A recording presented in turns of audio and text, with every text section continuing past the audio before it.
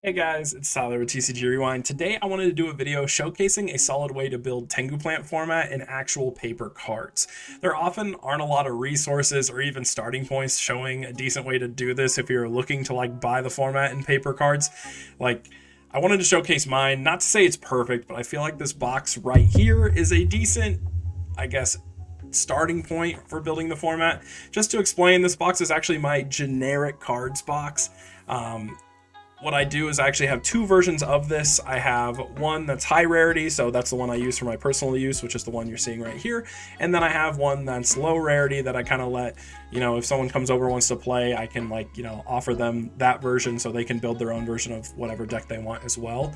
This box contains what I feel you generically need to build just about any deck in the format, excluding like Archetype or very deck specific cards, right? So this is going to be what you kind of feel like you would be splashing into a lot of different decks. One thing to note is the entire deck of Tengu plants and also Chaos is in this box, because pretty much those decks are just very generic cards. So just by building this box right at the gate, you have access to two different decks without adding like the deck cores for other decks alongside, which this will easily transition into if you wanted to have a good starting point. I don't think you necessarily need all of these cards that are in here, but we'll get more into it as I show you. But yeah, this box right here, it's an Ultimate Guard, Xenos, Smart Hive Xeno skin, 400 plus. I'll try to link in the description the exact box so you can pick it up yourself if you want to try this, or at least doing it this way. But that being said, I have this box organized in a very specific way, so let's crack it open and let's get right into this. Wow. All right, so as you can see, I have this box sorted. So we actually have all of my monster cards right here, and then there's a little deck separator because we have all my spells right here. So it's monsters, spells, traps, and then I have my extra deck monsters. Again, these are all the generic cards that you would possibly need to build a deck, and technically, since Tengu Plants and Chaos are pretty generic decks, both of those decks are in this box as well. So yeah, it's kind of cool. Then lastly, we have my tokens right here. But yeah, we'll just kind of break this open. I'll show you each individual part. So we'll start with the monsters. I'll kind of go through what monsters I have in here. Again, you don't necessarily need all of these. I'll kind of talk about the ones that I feel are necessary and what aren't. But I do think this is a really solid way to start if you want to get into it. And of course, you can get much cheaper versions than the ones I have in this box. Also, guys, if you like this type of content, this is kind of like a new thing for me. I haven't done this before, but if you like this type of video, if you think this is helpful, please let me know, subscribe, comment, let me know that you like it, because I can do more things like this. But yeah, I honestly, like I said, it's kind of a new space, so I figured I'd give it a shot, see how you guys feel. But yeah, we'll get right into it. Alright, so first things first, we have our generic monsters. These are typically things that you're going to see splash in a lot of different decks that are just kind of core monsters. So as an example, we got BLS, right? BLS is pretty, commonly used throughout a lot of different decks. I also have Dark Arm Dragon as another boss. We have 3 copies of Chaos Orc because it is at 3 in this format. And then I even have 3 copies of Caius. So yeah, all these cards are kind of generically splashable. 3 Cyber Dragon, 3 Thunder King, and then 3 Reborn Tengu. Again, all these cards super generic, super splashable. You'll see them in a lot of different builds in the 2011 format. These next cards here, I don't think you necessarily need. I just have them in here. But yeah, these are kind of specific if you want to run dark type decks. So I have a 3 Dark Grepher and then 3 Armageddon Knight. And then lastly here, I have 3 Dimensional Alchemist. Starting on the next row of those same generic type monsters you see in a lot of decks, we have 3 tour guides from the underworld, and then of course its partner in crime, Sangan. You kind of just want these to be together at all times, because pretty much any deck that's running them is running all 4. And then these cards here, again, I would say these are similar ones where you don't necessarily need them, but they are good to have. So we got 3 Kinkabio and then 3 Mystic Piper. these are generically splashable in some decks, and I think they're like useful to have, but I will say pipers are kind of pricey, so if you don't want to spend the money on that, like I think you could forgo having these unless you really want to play like a Piper Chaos or specific deck that runs it. I just like having it in here because I think it is a pretty like commonly useful engine in the format. Next we have 3 Spirit Reaper. This is just the ratio it's at, so it's good to have. And then I have a Frog package, and I think every deck should, or like, I think there's a lot of different decks that can run the Frog engine, so I like having it on hand. There's like, you know, fish, there's frogs, there's water synchro, there's all kinds of decks that can run this, monarchs, so I like having it in a generic box because I feel like I am moving these things around a lot. So, you know, we got the 3 swap, 3 dupe, 3 treeborn, and then 2 ronin. That's about all you need, like generically speaking. There's some other ones that are more niche, but again, I put those in a different area. All right, sorry, this is probably the longest category, but this is the tail end of it. These are the last remaining splashable cards, but these are like the ones that are in the smaller ratios, like 2-ofs or 1-ofs. Just as a note, I have this whole box set to be at the exact ratio of like what the Forbidden Limited list is for the 2011 format. That way, if you're confused about ratios, that's why I have them, you know, at their exact ones. That's why I have 1 of a certain card and 3 of others. But yeah, so we'll start. We've got 2 Summoner Monk, 2 Card Trooper, my copy of Elemental Hero Stratos. There are a lot of decks that can randomly use this, so I like to have this one as an option to move around, although it technically could maybe just sit in my hero stuff, but you know, like decks like Gladiator Beast could sometimes splash it or something like that, so that's why I keep it generically out.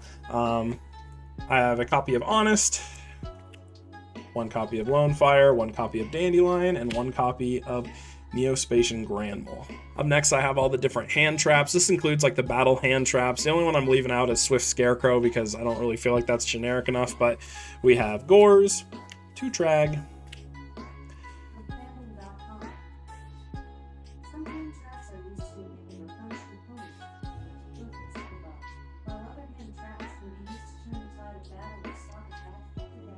all right, so moving on to the hand traps, we have 1 Gores, 2 Tragodia, 3 Battle Fader, 3 Effect Veiler, 3 Maxi, and then 3 DD Crow.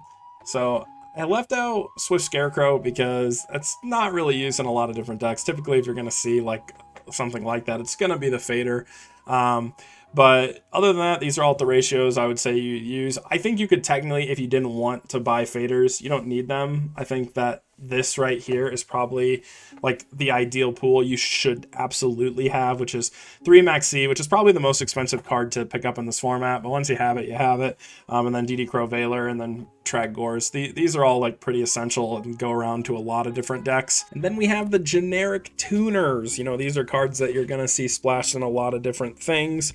So we'll kind of start this off. We have 3 copies of Gen X Ally Birdman. This one's like pretty generically splashable. A lot of different decks can run it, and obviously it's insane and really cool at 3. We have 3 copies of Junk Synchron. A lot of decks kind of tend to like forego this card. Like it's kind of fallen out of flavor just because of how weak it is to Max C, but still good to have. I have 3 copies of Quick Draw. This is if you're running a deck that wants to run Quick Draw. So again, I would say maybe like some of these you don't necessarily need.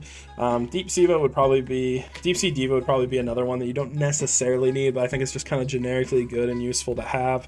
Then we have our one-of, so we have Gale, Debris, Spore, Plague Spreader, and lastly Glow Up Bulb. So I would definitely have all of these, and at least the Birdman. I don't know if you necessarily need these unless you want to play decks that kind of run them, but for the most part I'd say these are a really good generic start. Obviously we have all the plant tuners because like I said, Tengu Plants is built within this box, so it's kind of nice to have. This is my generic recruiters and flippy boy section, you know, so we're talking like cards like we got, you know, 3 Mystic Tomato, 3 Giant Rat. These cards, I'd say Rat is a bit more common, at least in X-Sabers or stuff like that, than Tomato is, but both of these are pretty good. There's a lot of decks that run Earth Monsters as well as darks. Then we have, for Flippy Boys, we got Gravekeeper Spy. Again, Gravekeepers aren't really the only deck that runs this, which is why I think it's useful to kind of have as a generically movable card. 3 Snowman Eater. This is more of a side card, or honestly a card for heroes, but good to use. Super Nimble Mega Hamster. I actually like running this card a lot, and there's a lot of decks that can run it. And then going alongside that, we have 3 Raikou. This isn't just a Lightsworn card, obviously. I think Edison attests to that. So yeah, it's good to have those. I have 2 Magical Merchant, not because it's semi-limited, but just because I only own 2, and I don't think I've ever played a deck that runs more than 2 of this card. I have my 1 Night Assailant, and then I have 1 Morphing Jar. These are probably the only flip effects you're going to use or need. I think you could really cut this down if you wanted to. Like I said, I would at least have Giant Rat, the Spy, the Raikou, and the Hamsters, and then Night Assailant, Morphing Jar, but the rest are like, yeah, not that important. All right, and then this last stack is like kind of generic monsters that are maybe more stun or even side deck oriented. You can potentially see them mained, which is why they're in here, but yeah, it really just kind of depends on the deck, but I do think they're good to have, and good to have generically because a lot of decks splash them, or at least between main and side. So we got the 3 Beast King Barbaros. This is typically for any deck running Skill Drain, like even heroes sometimes can use it. Malefic Stardust Dragon, another kind of like beefy stun card that is also splashed in things like Gravekeepers or something as like protection for Necro Valley. And then I have 3 Doom Caliber Knights. Not a lot of decks run this, but it is a good like stun anti-meta option if you want. 3 Kaiku. I actually think this card is really good in this format, and like I said, like Chaos, for example, runs this in main, so it's worthwhile. 3 King Tiger Wengu. I think this is one of the most slept on cards of the format. I think this card is absolutely bonkers insane, and I think it's definitely worth like potentially maining in a lot of decks, but I definitely side this in a lot of my builds if it's like makes sense, just because this thing turns off like 90% of the normal summons in Tengu plants, which is just crazy. We have 3 Breaker, you know, generic spell trap removal. It's splashable to a degree. 3 DD Assailant, and then 3 DD Warrior Lady. These are just generic spot removal, and like especially with decks running Tour Guide or, you know, like I said, Chaos variants, whatever, it's like okay to have. I don't think you necessarily need these as much as I would say. I would definitely have at least Wangu, Kaiku, and then I'd say these top 2, so Malefic Stardust and Beast King. The others aren't super necessary, but I think they're like at least worthwhile to have, and again, they're all pretty cheap to pick up. So, all right, here is the final stack of monsters. We have 3 Snipe Hunter. It is at 3 in the format. It is potentially splashable. I hate this card. I hate it with a burning passion, but still good to have. Fossil Dyna, this is more of a side card, but it can be mained, and it's actually a pretty strong card for dealing with a lot of different decks, especially if you can protect it. Then this is more of a side card, but Consecrated Light. I thought it was good to have this. And then this is my final side card, and it's going to look a little weird because I know it's an extra deck monster, but I have 1 Chimera Tech sleeved in a monster sleeve just because there's a lot of scenarios where I want to side this instead of main it. Like maybe you don't have room to main the Chimera Tech, but you want to side Cyber Dragons and have this as an option, so you side it in. So I just have 1 that is sleeved in a in a white sleeve as like a generic side card. We made it through all the monsters, so now we can kind of look at all the different spell cards. So these are just kind of the OP one-ofs that are in the format. So we got Monster Reborn, Heavy Storm, Dark Hole, Mind Control, Pot of Avarice, 1 for 1, Foolish Burial, Card Destruction, Allure of Darkness, Reinforcements of the Army, Charge of the Light Brigade, Reasoning, Book of Moon, Scapegoat, Burial from a Different Dimension, Limiter Removal, Future Fusion, and then lastly, I know it's kind of weird, but Level Limit Area B. I do use this in X-Sabers, so, you know, it is relevant. For the most part, all these cards are like pretty generically relevant or splashable. I would say that like you could maybe say like Limiter Removal, like unless if you're not going to run any machines, then you don't need to worry about that card. And then Reasoning is kind of like a weird niche specific thing, but you know, I feel like it's fine. Other than that, I would say definitely have all of these cards to some degree. You can maybe forget Future Fusion if you're not running a fusion oriented deck, but I still think this card's really good to have. Alright, so here are all my normal spells. I have this box sorted outside of the one-ofs by, you know, if it was a normal, quick play, continuous, or field spell. So, yeah, we got 3 Gold Sark, you know, matching the playmat. Look at that. 3 Terraforming. I'd say this is pretty useful if you're going to ever run any type of field spell. And again, commons are extremely cheap if you're trying to do this budget. Pot of Duality, this is definitely an essential spell. That a lot of different decks use, even some of the meta ones. 3 Upstart, this really kind of depends on if you like running Upstart or not, but it is a 3 in the format and it's definitely worth having. Then we have 3 Trade-In. This is a bit more niche. You don't necessarily need it because not a ton of decks use it, but I do like having it in here. 3 Instant Fusion, this one is a bit more generic, but it's still definitely pretty good. 3 Creature Swap, this is really good if you're running floater decks or something. I would definitely say have these on hand. Like I even tech this in like agents or like TG agents before to like give them a shine ball or something. 3 Smashing Ground, I really like this as like as like a spot removal card. There's a lot of decks that use this just as a generic out to Thunder King. They can kind of just slam on their main phase to be able to extend in that turn. Continuing on the normal spells, we got 3 copies of Soul Taker. I know they're not secrets, but, you know, I've personally never really been a big fan of this card. I know some people are. It's like a weird way to, like, make, like, things miss timing, which is kind of cool, but, yeah, I don't know. I never really opted to run it. 3 copies of Leeching the Light. Oh, I laid that down so poorly. This is, like, one of the better side cards versus agent. You see this card very commonly, so I would definitely recommend picking them up.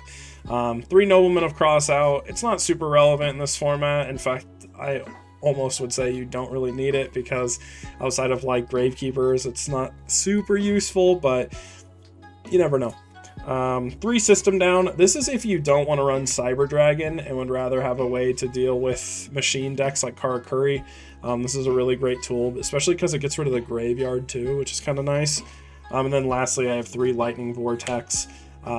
Again, like Dark Hole sometimes feels underwhelming in this format just because of the fact that there's so many floaters, so I don't really feel like you need Lightning Vortex, but you know, some decks might need that extra destruction, but with all the floaters it's kind of janky. So I would say the most important one to have out of any of these would be Leeching the Light and probably System Down, but yeah.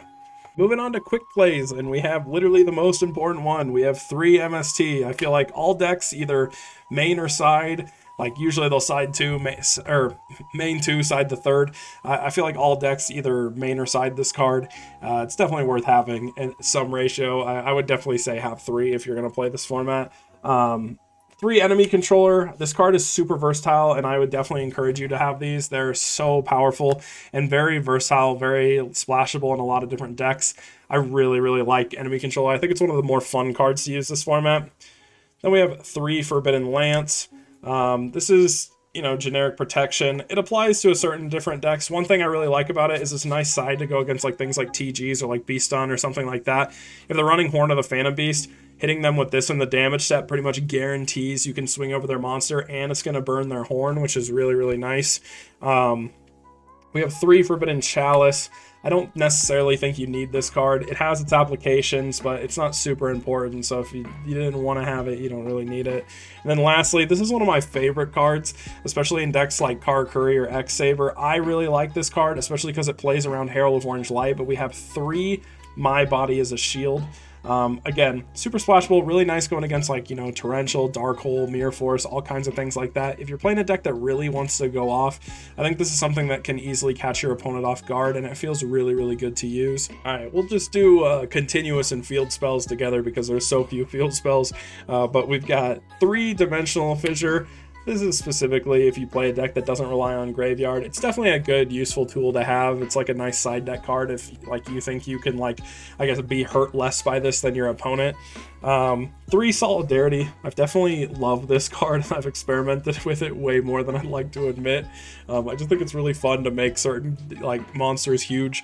3 Kaiser's Coliseum. This card is pretty good, but it doesn't really have a lot of applications in this format. I definitely would say you don't really need this, although I don't know if you would need like just about any of these continuous spells outside of, I would probably recommend Di-Fi. And then onto the field spells. This is again like a weird generic field spell. You don't really need this, but it's a 3 Black Garden. It has its own like niche little decks, but there's really no archetype for it, so it's just something to like kind of have if you want to play to that strategy. But I don't really think you need that if you don't want to. And then the last one I would definitely recommend picking up, especially in the Toronto pool. Closed Forest is a really nice way to turn off things like Gravekeepers. You've put this on the board, and then they don't get to use Necro Valley. They can't replace it, and it's like really nice in like weird decks like, I don't know, like you can run an X-Sabers and get a boost to your beast monsters or whatever. I don't know how relevant it is, but at the very least, the Closed Forest is like a nice way to kind of deal with Necro Valley if your deck gets really hard shut down by it. We're on traps now, so we got our one of traps. These are the cards that are limited to 1, or we'll get to them when we get there. So we have 1 Trap Dust Shoot, 1 Mirror Force, 1 Torrential, 1 Return from the Different Dimension. This card isn't limited to 1, but I don't know anyone who runs more than 1 of this, so I have exclusively 1 Treacherous Trap Hole, and then 1 Solemn Judgment. So these are all the trap cards that are limited to 1 in the format. I would definitely encourage having pretty much all of them. I think they're all pretty good. Now we have our counter traps. So 2 Solemn Warning. This is definitely a staple that you want to have. It's semi-limited to 2, but you definitely want to pick those up for this format. 3 Blackhorn. This is less important, but I do think it's like low-key good, especially against decks like Chaos or like Agents or something where you can just like stop a Hyperion or BLS summon. 3 Debunk. I would highly recommend having these. They're really good in either main or side. It's a way to deal with Max C if you're playing a special summon heavy deck. Has a lot of different applications. I really actually like that card. I think it's super strong. 3 Dark Bribe. I also really like this card if you're playing a control-oriented deck or something where you don't want your opponent to snipe, like something with MST. Like, for example, if you don't want your opponent to hit your Necro Valley and Gravekeepers, running a Dark Bribe is a really nice way to deal with that. And then lastly, we have 3 7 Tools. This is more specific if you're playing something aggressive. I know some people have been testing this card in like X-Sabers, but it's kind of generically good against anything that really doesn't want to get warninged, because this is the counterplay to Warning. All right, we're going on to the normal trap cards. The first couple cards are going to be limited to 2, and then the last one I just don't really ever run more than 2, and I don't think you should either. So we'll do 2 Mind Crush. This is semi-limited, and then 2 Bottomless, also semi-limited. And then I have 2 Starlight Road. I feel like you never run more than 2 of this card. Even 2 is kind of pushing it, so that's why it's at the ratio it is. Then we're going to have 3 Dimensional Prison. This card is definitely useful. I sometimes like running this over Mirror Force just because I feel like banishing is so much better than popping. Like, especially when there's card, like every deck can basically tutor out a Sangan or whatever. Like, this is just nice counterplay to that. Compulse. This card's really weird. I feel like only certain decks can actually afford to use it, or if you're using it, you're only using it in a small ratio, because like Tengu makes this card so bad. It's really good against decks that like have to make like small numbers of special summons from the extra deck. Then it's like a way to deal with it, but I'm personally not a fan of this card in this format. Then there's 3 Regeki Break. I think same thing applies. I don't really like this for like the discard. I definitely think Phoenix Wing is much better, which is my next card. This being able to spin something, I think, is just way more generically useful than Regeki Break, but, maybe there's a deck you want to run Regeki Break in. I would say it's not super important to have these for this format at least, but everything else I would definitely at least have some ratio of. 3 Horn of the Phantom Beast. This card's definitely really important. A lot of different decks can like run this, especially because, there's a lot of different stun variations or whatever. I definitely would pick up 3 of these if you can. And then 3 Reckless Greed. This is just another card that's going to like generate value, and it's kind of splashable in certain builds. The double Reckless play is always a solid option. We're still on the normal trap. Some of them are going to get a bit janky, but it's whatever. I have 3 Hope for Escape. This card's primarily used in like Exodia or like kind of alternate win condition strategies, but I do think this card still has some merit. The fact that it just lets you like draw cards by having a life point difference means that there's actually some interesting applications of this card in meta decks. Like, it actually can be pretty strong. Then I also have 3 Threatening Roar. Again, I don't think this comes up in everything, but it's kind of useful to have. 3 Dust Tornado. With 3 MST, this is borderline unnecessary, but if you're really afraid of back row, it's good to have as an option. 3 Fairy Wind. I actually really like this card. If you're going against decks that run a lot of Floodgates, or even like, again, if we're talking about like Gravekeepers or something like that, where they're running field spells and Floodgates, this card's a really nice way to handle that. It's also really good against Crystal Beasts for no reason at all. Then we have 3 Trap Stun. Again, this is going good in decks like, you know, that want to kind of make a single extension in a turn.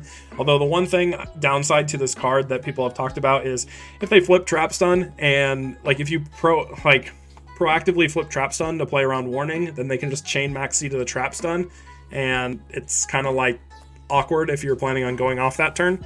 Then we have Virus cards. We got 3 Deck Devi and 3 Eradicator. These are less useful, especially with Dark World being less frequently played in the format now that people are switching to Toronto. But they're still good, generically useful to have. Then I have 3 Needlebug Nest. This card is really specific. I don't think you need any of these cards here. Then the last card I think you also don't need. I'm just going to put it over here because I don't want to start another row, but we've got 3 Scrap Iron Scarecrow. This card's not essential at all, but it is sometimes weirdly good in certain decks, so I have it, but you definitely don't need it if you don't want it. On to continuous traps, and there's surprisingly a lot of cards that are continuous that are like actually pretty decent in this format. So 2 Call of the Haunted. This is semi-limited in this format, but it's still pretty good to have.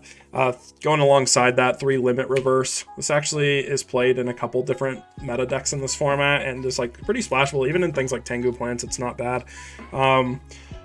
3 Fiendish Chain.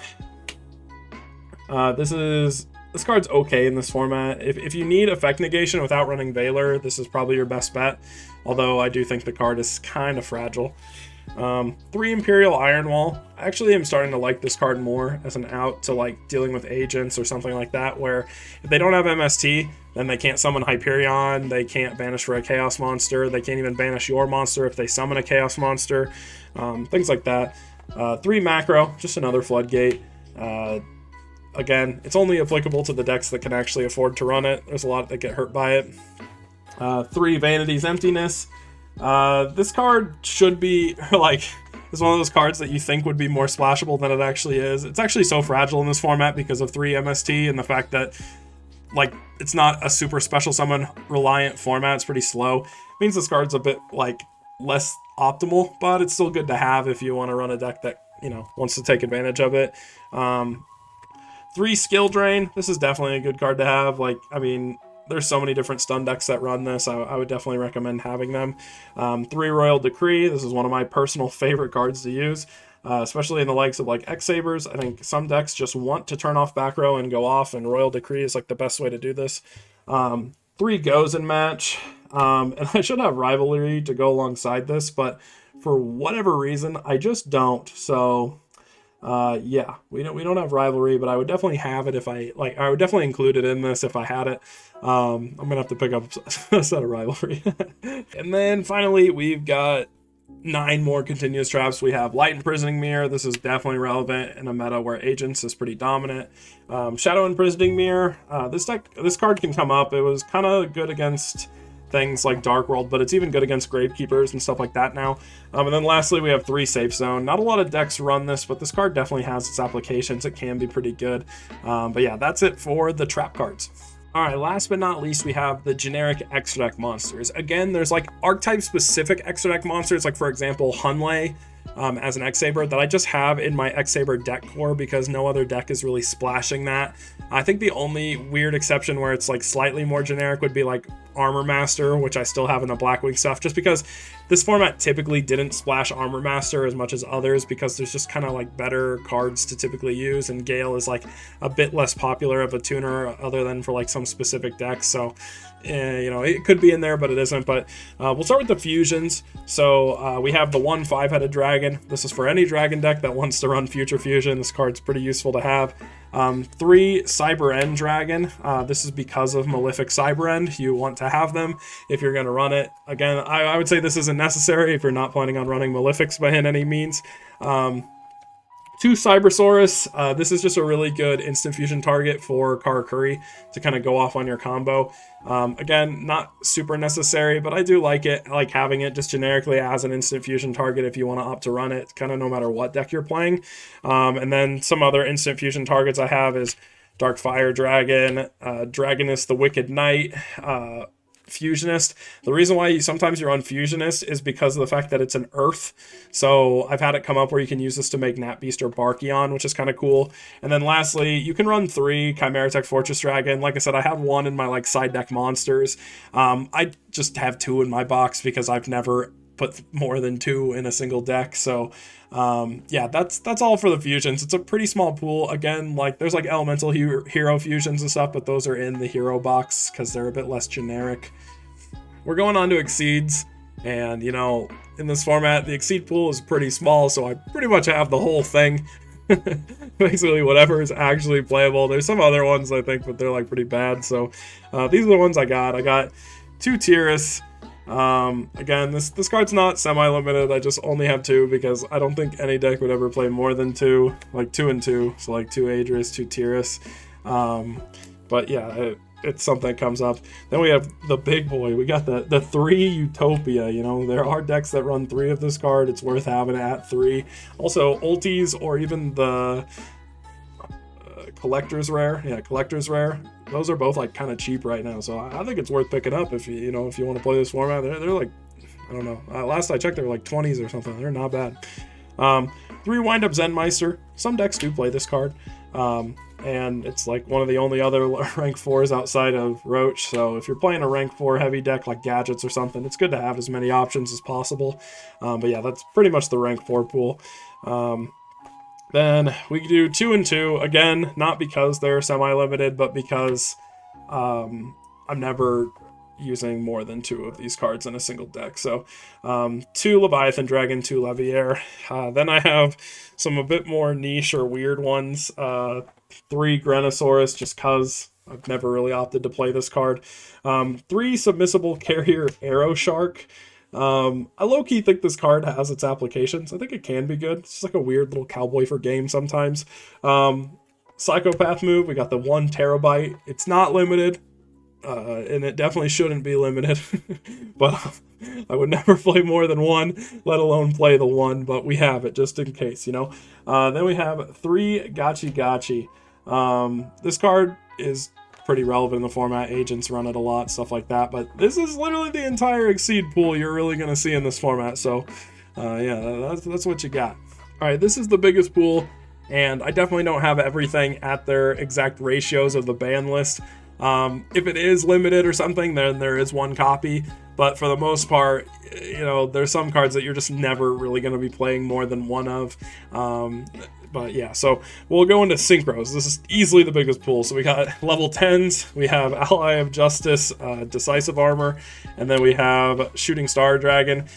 They're rarely played, but can be. I've definitely actually been blown out by like enemy controlling like my formula on standby, then making a Stardust and synchroing with it or something like that. Or it's weird. Or if someone like steals your Stardust and synchros with it. Can come up, but it's pretty rare. We have the level 9s. We have Trishula and Mistworm. These are the only real generic ones you're going to see. And now we're going to start going down to level 8s. Again, these are not at their ban list ratios, but we just have 2. We're never really playing more than 2. Even more than 1 is absurd. So 2 Red Dragon Archfiend, 3 Scrap Dragon. This is actually a pretty necessary 3 of just because of the scrap deck itself. But if you're playing this format generically, you really only need to pick up 1, maybe 2 if you run a lot of level 8s in your deck. 2 Colossal Fighter. Again, I'm never playing more than 1 realistically, so this is just as a just in case. And then 2 Thought Ruler. This card is another card that you're not really going to play more than 1 of, but just in case we got 2. Light End Dragon. You're never playing this card. Dark End Dragon could play this card, but you know it's only okay. 3 Stardust Dragon. This card can be used in a ratio of 3, so it's good to have 3. One of the better synchros in the format. 2 Black Rose. I've never opted to run more than 2 in a single deck. 3 Ancient Fairy Dragon. Believe it or not, you sometimes can run 3. There's some cool combos, which maybe I'll do a video on later. that involve this card. 2 Archetype Magician, never running more than 2. But it is a pretty generically useful card. Going into some one-ofs, we got like Scrap Archfiend. I've never played more than 1 of this card. Naturia Landois, also haven't really ever played more than 1 of this card. Continuing down the Synchro line, we're still on 7s. We've got Eurobellum. This card I actually low-key really like. I think its like ability to like put a card on top of deck is like really good. Ancient Sacred Wyvern. Honestly, I should have more than 1 of this card. I discussed in my Nordic video that I think it's actually good to run 2 in Nordic, so I would definitely encourage running 2 or getting 2 if you want to opt for it, but it is kind of a pricier card randomly, so you can technically forego this card if you don't want it. Dark Highlander, another card you don't really need. It was pretty good in Dark World potentially if you were running like Fabled Raven, but now that's not really much of a thing. This is just a quick draw target, so we got like Nitro Warrior, Gungnir. Again, nothing that's going to come up too much, like Ancient Flamebell Deity, Genix Ally Triforce. These are all pretty specific. Psychic Life Transfer. I have 1 Power Tool because I've never played a deck that ran Power Tool. 1 Junk Archer. That's most of the level 7s that are remaining, but these are all kind of like, I guess, a bit less usable. We'll keep going. We got level 6s, so Gaia Knight, you know, again, you're never really playing more than 1. 1 Naturia Barkion, Bryanak, this is actually limited to 1. 1 Orient Dragon, 1 Tempest Magician, Turbo Warrior is another quick draw target. We got 2 of those for some reason. 3 Drill Warrior, this is actually relevant. We had a recent Himne in our Discord actually recently topped playing a deck that main 3 of these, so this card is probably the most like relevant out of like the quick draw targets. 2 DeLorean, it's semi-limited for some reason. I think there was like an abusable Fish OTK, but without Fishborg, I don't really think it needs to be at 2, but yeah, I don't know. I'm sure it was abusable somehow. 3 Iron Chain, this is just a Debris Dragon target. You're almost never running more than 1, but then 2 Frozen Fitzgerald. This card is like good in really specific decks. You can like synchro with a Raikou and like a Junk Synchron or something. It has a decent effect. It's honestly not that bad. Finishing out the synchros, we have 1 Magical Android, 1 TG Hyper Librarian. This card is actually limited to 1. We have 1 Sea Dragon Lord. I'm not even going to try to pronounce that name, but you know, I think there's only like 1 deck that I've seen actually run this card. It's okay. It has its applications, I guess. The Tree Beast. This is a really good card. It's not limited. It's just, you know, you're only really ever playing 1. Catasaur, also not limited, but, you know, you're only really ever playing 1. And then to finish out the 5s, we have 3 TG Wonder Magician. Since TGs is like a really splashable engine, I find myself running this card a lot. I don't know if I'd ever run 3, but maybe 2. So, you know, just having them is kind of nice. And then lastly, we have Armory Arm and Formula. Formula's at 1. You're never going to see more than 1 Armory Arm in a single deck usually. But yeah, that is all of the extra deck monsters. So yeah. All right, and just because I'm sure you guys are wondering what the other part of my collection looks like to build this format in paper, the reason why I want to show this part second is because I really want to emphasize that like the box I showed you is actually everything you need. You know, it has a Tengu plant deck and a Chaos deck built into it. Like you could build those decks completely with the cards in that box. So that's really nice. And then this is going to be like the deck core. So these are like archetype specific decks or whatever. I have it in the Ultimate Guard Archive 800 plus box. We'll take a look. I'll open it up for you. So as you can see, I have all of these cards in here that are like, I guess, sorted by archetype or whatever. So I have all kinds of different deck cores. All these are separators, kind of separating each of the different ones. I'll show you like 1 or 2 of them just so you can kind of have an idea of what a deck core looks like for me. But this is how I organize my collection. And, you know, nice thing about this is these cards aren't super necessary to play the format. You know, it really just depends on what deck you want to play. So you can kind of like start by building a box similar to what I showed you initially, and then kind of slowly build like deck cores as you go. Which, you know, honestly is really cheap once you get that like core set that I showed you in that original box. And like I said, even some of the stuff in that original box you don't necessarily need, but I mostly tried to focus on what you did. All right, so moving on to my like archetypes, I'm just going to show you like one example. We got my X Sabers out. I talked about X Sabers a bit in this video. So this is kind of what one of my deck cores look like. So you can kind of see how like I would have this on the side, and then basically all the stuff in the box I initially showed you could kind of mesh into this to build my deck that I need. Basically whatever type of build I want to go for. And that's kind of the goal. That's kind of how I wanted to approach it. And like I said, I think it's a pretty solid approach. You know, like again, maybe someone has better ways to approach their like retro like format organization or building, but ultimately, like, you know, I didn't want to use binders for everything because I felt like that was just way too many binders for how many cards are here. So yeah, we'll kind of get into it. I'll show you what my X Sabers looks like. So we got 3 X Saber Fall Troll, 3 Guard Strike. My ratios tend to go a little overboard. Just, you know, I like having options, even though I probably would never even run Guard Strike. And then 3 Bogart Knight. Again, I'm honestly not a fan of using more than one of this card, but you still have 3 just in case. Again, I try to like keep this where my ratios are for anybody. Like if anyone came over, wanted to play X Sabers or whatever, and they have my lower rarity box that's like identical to the one I showed you, then they're going to be able to play whatever version of a deck they want to play. And then we have 3 Emmer's Blade, 3 Dark Soul, 3 Pashul, 3 Airbellum, and then randomly 1 Ragigura. I don't think I don't think there's ever a need to play more than one of that card, but I don't know. For whatever reason, I own 1. And then I just have a few traps and I guess some Synchro monsters. So I have 1 Reinforced Truth. Some decks like splash this as a 1-of. I don't think you're ever running more than 1. 2 Saber Hole. I don't know why I don't own a 3rd, but I guess I don't. And then 3 Gotham's Emergency Call. And then lastly, I've just got some Synchros. So we've got Wayne, the 3 Hunley, and then 1 Gotham's.